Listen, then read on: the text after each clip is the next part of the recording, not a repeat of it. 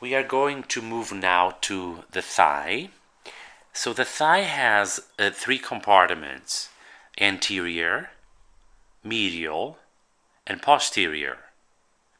The anterior is normally considered extensor, and the posterior is flexor. So it's not the same as the arm or the forearm, it's the opposite. We'll see what the medial compartment does in a bit, but we'll start with the anterior compartment, which is then extensor. So these are the muscles of the extensor compartment. So you have a big muscle that's called the sartorius, which is cut there, and then four quadriceps femoris muscles. The rectus femoris, which is straight.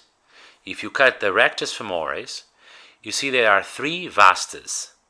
One that is lateral, vastus lateralis, medialis, and the one in between, intermedius. Pay close attention to any landmark or reference point that allows you to know what is medial and lateral. Knowing that the tibia is medial may help. Knowing, for example, that the femur is oriented so that when you see the head is pointing medially and superiorly, and so on and so forth. You can choose whatever reference points you think will help you most. So let's start with the sartorius. The videos have good images. The sound is not good, at least the video will be good, and you can always pause if the quality of the sound is too bad. You can always mute, not pause. Mute, and just the captions will be there. The origin of sartorius is from the anterior superior iliac spine. The fibers run inferiorly and medially to cross the knee joint and insert onto the medial surface of the proximal tibia. Sartorius flexes the hip and knee joints and laterally rotates the hip joint. It is innervated by the femoral nerve. Okay, the sartorius is, you might have heard of sartorial, the sartorial. So this is a muscle that is a muscle that we use, assists in flexing the thigh at the hip and at the leg. It also abducts the thigh and rotates laterally. So you tested this muscle when, for example, you somewhat squat. So you flexing the thigh at the leg, at the hip joint, and you abduct and rotate laterally the thigh. This sartorius is the longest muscle in our body, and it comes from the anterior superior iliac spine all the way to the tibia. So it has a trajectory that is lateral to medial, so it crosses. It will attach on the medial side in a collection of tendons that calls the goose foot, which is called pes anserinus. So we talk about the IT tract, which is the lateral side of the knee, but this pes anserinus is on the medial side of the knee. Okay, so I'm emphasizing this because you may have some confusion as you add more muscles of the thigh. But this, first of all, you're on the anterior side, and it crosses from the lateral side, anterior superior iliac spine, to the medial surface of the proximal shaft. And if you imagine someone fixing a person's clothes or seeing how the clothes fit, I think the story is some sort of that. This would be a muscle that would be kind of constantly used, and so I think the story is that's how this muscle gets its name, from the sartorius. But you can look it up online. If I'm saying something wrong, it's not terribly bad. That's at least what I remember more or less from reading a long time ago. Let's look at the quadriceps femoris. It has 4 muscles. So the easiest one to identify is the rectus femoris, and then the rest of them will be the vastus.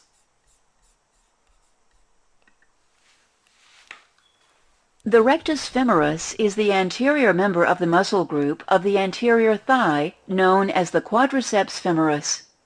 Rectus femoris has 2 tendons. The straight tendon originates from the anterior inferior iliac spine and gives rise to the straight head.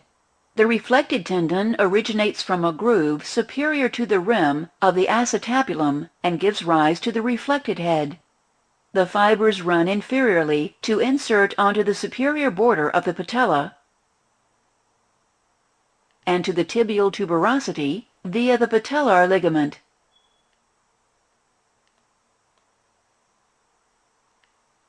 The rectus femoris flexes the thigh at the hip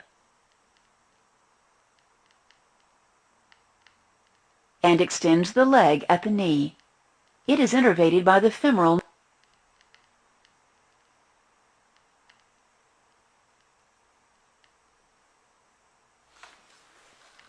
Okay, so let's look at the other portions.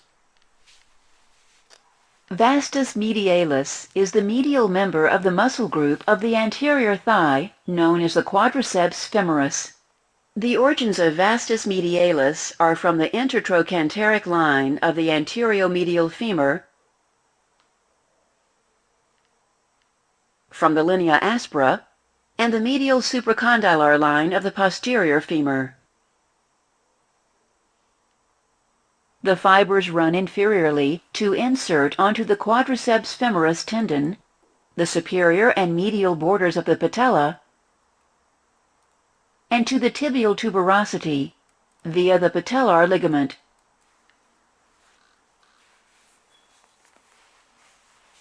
The vastus medialis extends the leg at the knee.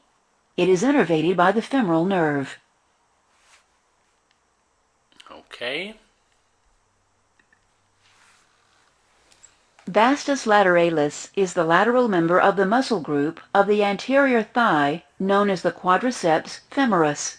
The origins of vastus lateralis are from the greater trochanter, the intertrochanteric line, and the lateral lip of the linea aspera of the femur. The fibers run inferiorly to insert onto the quadriceps femoris tendon, the superior and lateral borders of the patella, and to the tibial tuberosity via the patellar ligament.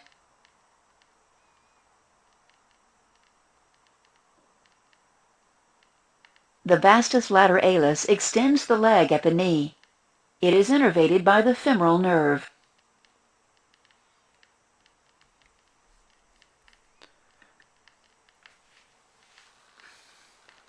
Vastus intermedius is the intermediate and deep member of the muscle group of the anterior thigh known as the quadriceps femoris. The origins of vastus intermedius are from the anterior and lateral surfaces of the shaft of the femur.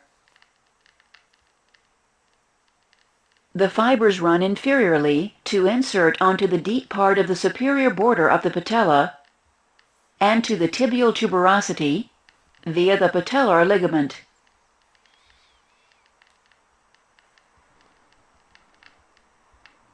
The vastus intermedius extends the leg at the knee. It is innervated by the femoral nerve. Okay, so we have the large quadriceps femoris as, in fairness, 4 muscles. So 3 vastus, medialis, intermedius, lateralis. So all you have to know what is lateral, what is medial, what is in between, and the rectus femoris. See that the rectus femoris is slightly different, okay? But the 4 muscles, they are the big extensor of the leg at the level of the knee. Okay, so extensors of the leg. Because the rectus femoris has a projection that is also insertion that comes from the hip, it will also assist in flexion of the thigh at the hip joint.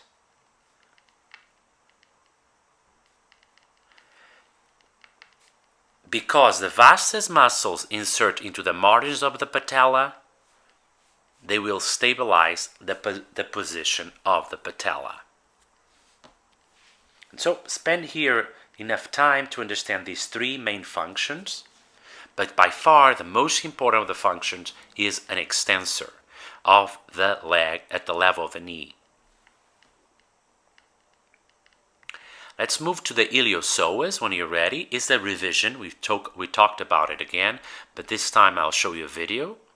Iliopsoas is one of a group of 9 flexor muscles that cross the hip joint. It consists of 3 separate muscles, the psoas minor, the psoas major, and the iliacus. Psoas minor is quite small, often absent, and is thus considered an unimportant member of the group. The origins of psoas major are from the vertebral bodies, transverse processes, and intervertebral discs of T12 through L5. The fibers run inferiorly and pass behind the inguinal ligament. They then wrap around the femoral head to insert onto the lesser trochanter. The origins of iliacus are from the superior 2/3 of the iliac fossa, the internal border of the iliac crest, and the ala of the sacrum. The fibers converge to insert onto the lesser trochanter with the psoas major tendon. The shared tendon is known as the iliopsoas tendon. With the origin fixed, the iliopsoas flexes the femur onto the trunk. With the insertion fixed and acting bilaterally, it flexes the trunk onto the femur. Psoas major is innervated directly by the lumbar plexus, while the iliacus is innervated by the muscular branch of the femoral nerve.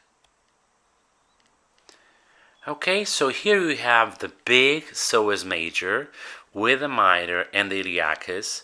The important component is they come from the backs, they come from the vertebral column and the iliac bone, and they are going to project onto the femur.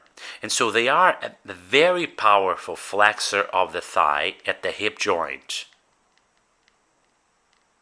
So meaning if you are just lying down, lying flat, this would be a very important muscle we use to flex the thigh, to pull your thighs closer to your belly. But they can also contribute to lateral rotation of the hip. So the major flexor muscle of the hip is in fact the iliopsoas.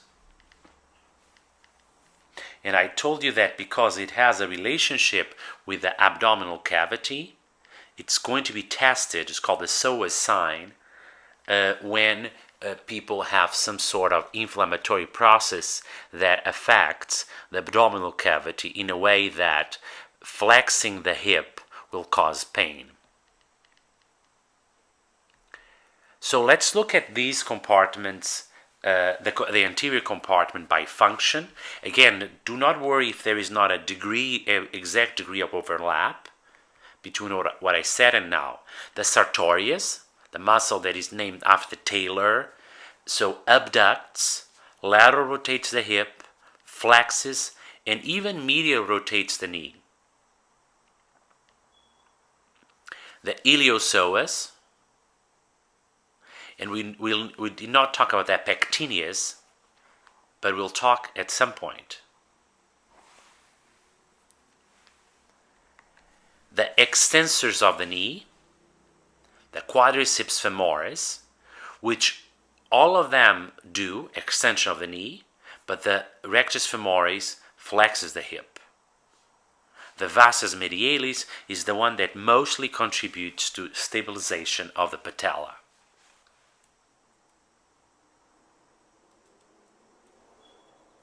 And then as a summary, from a different book, so if there is not an entire degree of overlap, don't worry about it, because we are going for the major thing. So we are talking about psoas major, iliacus or iliopsoas as flexor of the hip at the thigh, the quadriceps femoris all as an extensor, and the sartorius flexing the thigh at the hip and flexing the leg at the knee. You don't have to worry on the lateral rotation, but in fact the lateral rotation of the thigh and the medial rotation of the knee.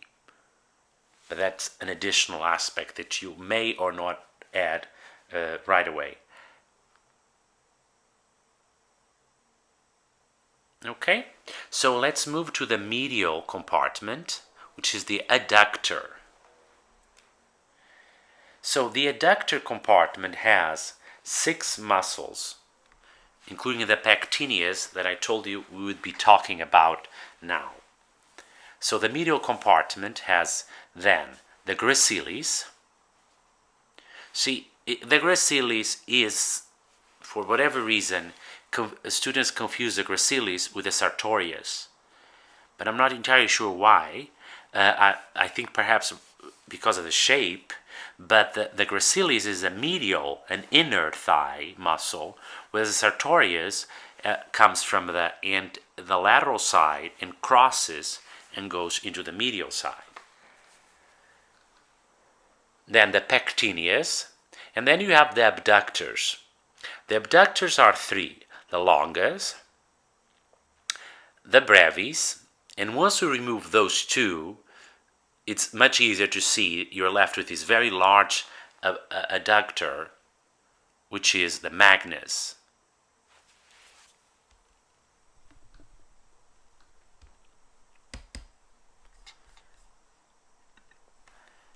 So the medial compartment of the thigh has 6 muscles. The gracilis, which students tend to confuse with the sartorius, but the sartorius has a trajectory that is lateral medial, crosses the thigh. The gracilis is in the thigh, so in the medial side of the thigh. The pectineus and the adductors. The adductors are 3. From this view, you have the brevis and the longus, and already seen here, but better seen if you cut those 2, you see the adductor magnus, which is a very large adductor, and finally the obturator externus.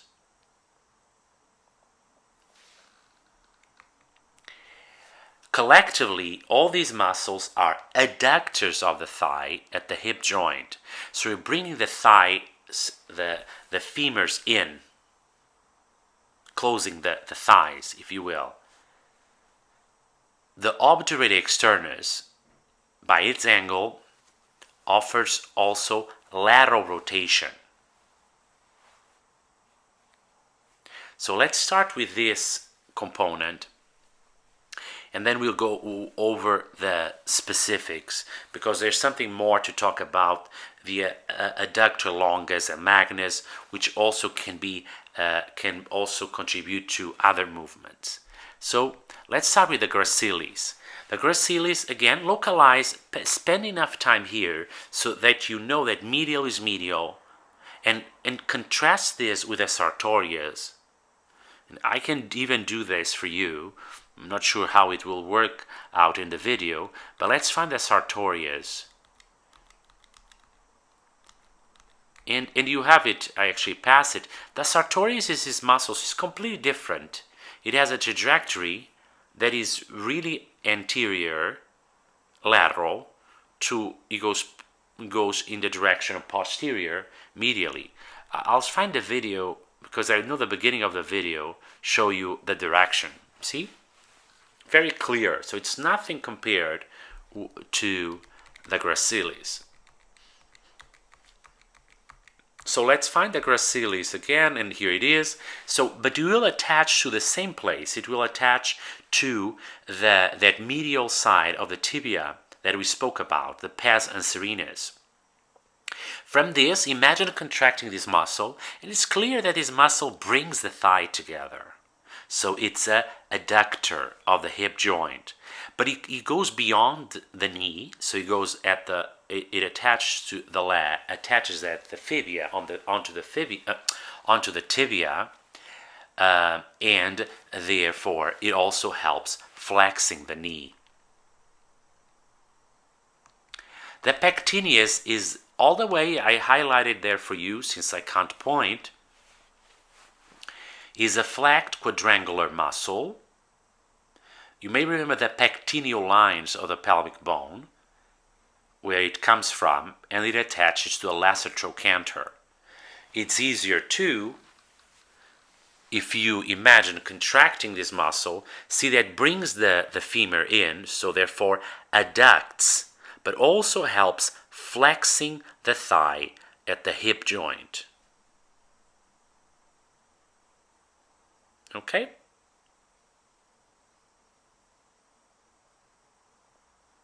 So we've been speaking about flexing the thigh, extending the thigh, but so it may be that you need to review what flexing the thigh and extending the thigh is. So in that case, just Google or go through our slides and see the image, because we may be speaking about all this and you're like, have an idea that's completely different. The adductor longus, so there are three adductors. So you find the brevis, the longus, and the magnus. Spend some time finding, because the images don't have enough texture to allow you to see that. But it comes from the pubis and will attach to the linea aspera on the femur.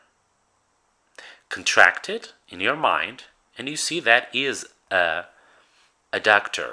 But because it grabs, it attaches the femur from a certain angle, it will also allow medial rotation of the thigh. So saying medial rotation of the thigh, medial rotation of the femur is exactly the same thing, because there's only one bone in the thigh. The adductor brevis, so localize it. So if you cut the longus, you have better access to the brevis. It comes also from the pubis, and also will attach the linea aspera. Therefore, it has a comparable function to the function of the adductor longus. Adducts and medial rotates the thigh.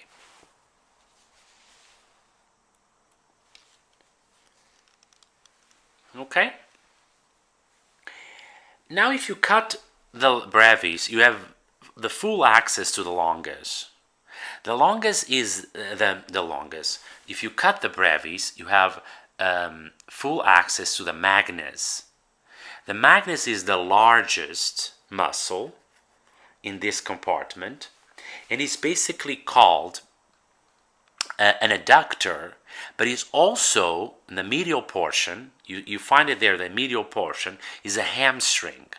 So the hamstrings are the back of the thigh muscle. So although this is in the medial side, this also acts as a hamstring muscle. Okay, this muscle, how can it work as also a hamstring, is because it also projects all the way to the distal head of the femur. It has perforations.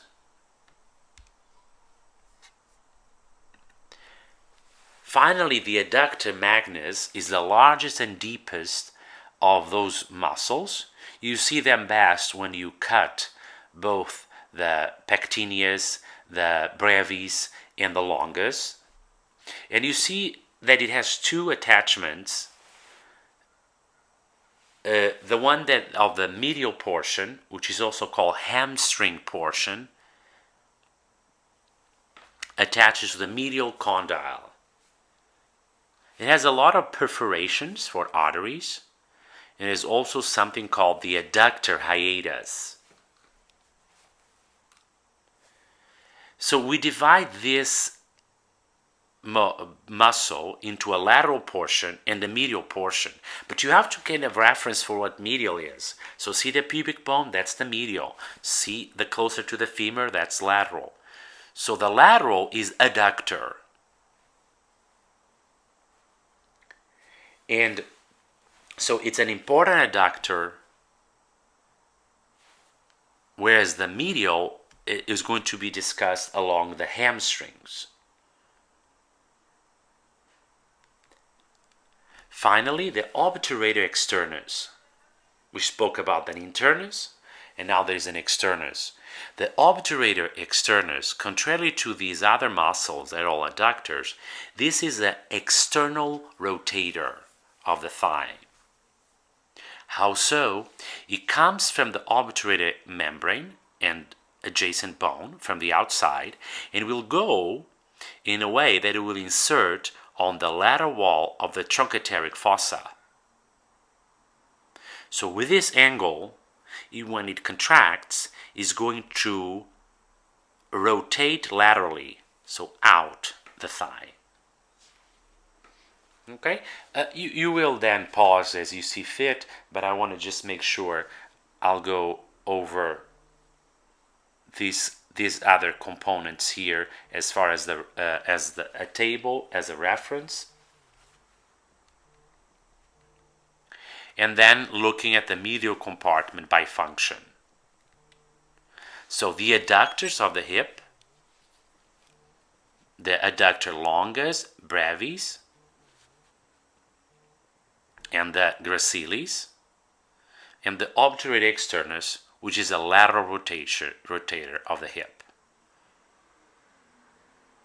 And then the ulcus. The ulcus are less important. The gracilis also flexes the knee, and the adductor magnus also contributes to lateral rotation.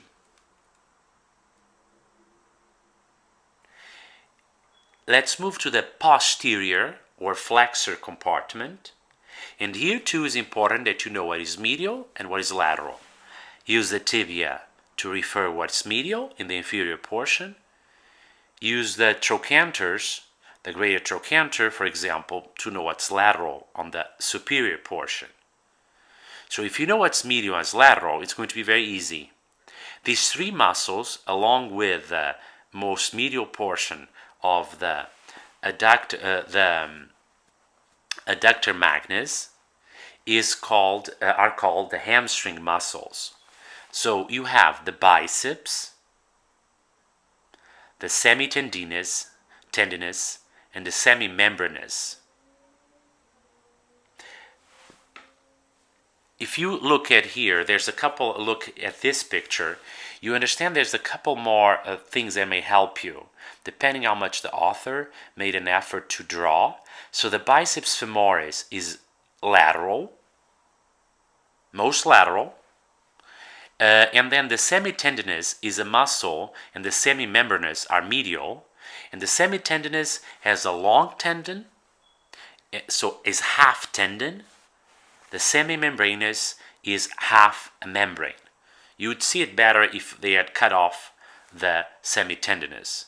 So pay attention to this picture in a way that the names are actually giving information that then you match with the picture.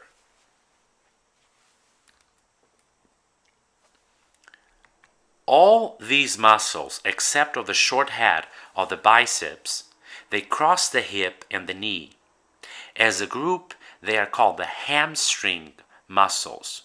The hamstrings flex the leg at the knee joint, so they have the opposite function to the quadriceps. Quadriceps are extensors, hamstrings are flexors.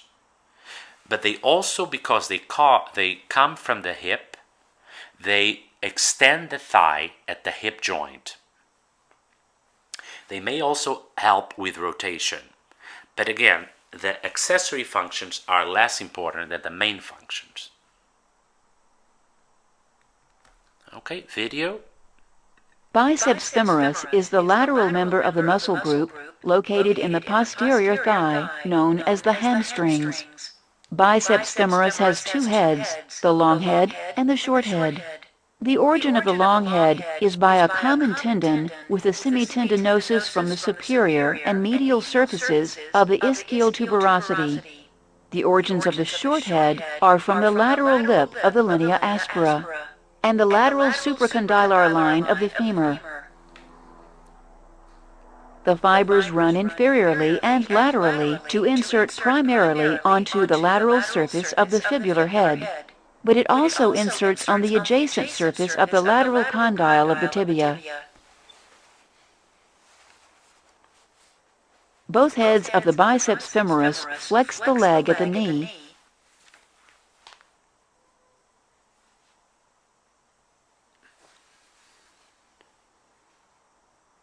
and laterally rotate the knee. The long head also extends the thigh at the hip. The long head is innervated by the tibial nerve. The short head is innervated by the common fibular nerve.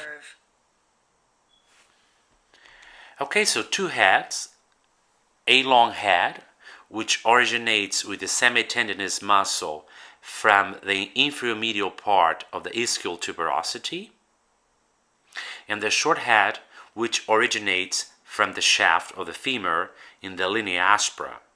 So one has capacity of coming from the hip, the long head. The other one comes from the femur, and therefore it cannot act on the hip. So together, the fibers from the two heads will form a tendon. This tendon, you have it, very clear there, is the lateral tendon on the back of your thigh. They will insert on the fibula. So you have the tendon, it inserts on the fibula, so there's no reason for you not to know that this muscle is lateral on the thigh. The semitendinous, pay attention, these videos are showing from the posterior view. The semitendinous and the semimembranous are now medial to the biceps. Semitendinosus lies posterior to semimembranosus and is the most superficial member of the muscle group, located in the posterior thigh, known as the hamstrings. The origins of semitendinosus are by a common tendon with the long head of the biceps femoris from the superior and lateral surfaces of the ischial tuberosity. The fibers run inferiorly to insert onto the medial surface of the proximal tibia.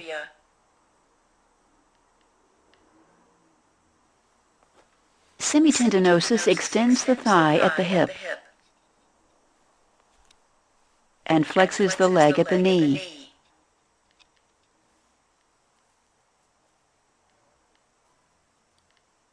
It also medially rotates the knee during flexion. Semitendinosus is innervated by the tibial nerve. Okay, so here you have a muscle that is medial to the biceps femoris, comes from the ischial tuberosity. Do not worry about more details. What portion of the ischial tuberosity comes from the ischial tuberosity, and will insert where? On the medial surface of the tibia. Does that sound familiar? It's the same place where the gracilis attach and where the sartorius attach. Altogether, these are called the pes anserinus. What are the functions? So it comes from the hip, so it has the capacity to act on the knee and on the hip. So it flexes the leg as a hamstring, but it also helps extend the thigh. Given that it has a certain angle on the inner point, it can also help medially rotate the thigh and medially rotate the leg. It's half a muscle, half tendon. So you look at here and you see a long tendon. I'll show you a picture at the end that is more clear, but the video also has the video is also clear as far as the image when it comes to this aspect of having a long tendon and muscle, semitendinous or semitendinosus. Semimembranosus Semimembranosus is the medial member of the muscle group located in the posterior thigh, known as the hamstrings. The origins of semimembranosus are from the superior and lateral surfaces of the ischial tuberosity. The fibers run inferiorly to insert onto the posterior surface of the medial condyle of the tibia. Semimembranosus extends the thigh at the hip and flexes the leg at the knee.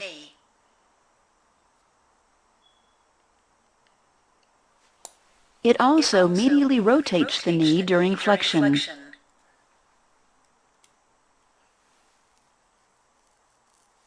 Semimembranosus is innervated by the tibial nerve. Okay, so it comes also from the ischial tuberosity, and it will attach onto the medial tibial condyle. It is essentially a flexor of the leg at the knee joint. Again, because it comes from the tibial tuberosity, offers the possibility of contributing to extension of the thigh, and due to the angle, it can also medially rotate both the thigh and the knee. Both the thigh and the leg, that would be better. So you always speak about rotation of the bone at the level of what joint are you talking about. Rotation of the thigh at the hip and rotation of the leg at the knee. The image I was speaking about before is this one. It's a little bit exaggerated, but shows you the semitendinosus muscle, which the belly of the muscle and the long tendon, and then the semimembranosus muscle with the membrane portion and a belly of the muscle. To finish the muscles of the thigh, I wanted to just show you the posterior compartment by function. So the hamstrings, the biceps femoris, semitendinous, semimembranosus, and the hamstring portion of the adductor magnus. So these are flexors. In addition to that, they have certain other functions, which is lateral rotation for the biceps femoris of the knee, medial rotation both of the thigh and the leg, and that happens for the semitendinous and the semimembranosus. I'm not, this summary from Natter may be, slightly confusing. If it's confusing, I thought it was helping, but now that I'm reading it a second time, it may add a little bit more complication. So if it's confusing, just follow this summary here, which is a little bit more clear. Okay? And we are done with the muscles of the thigh.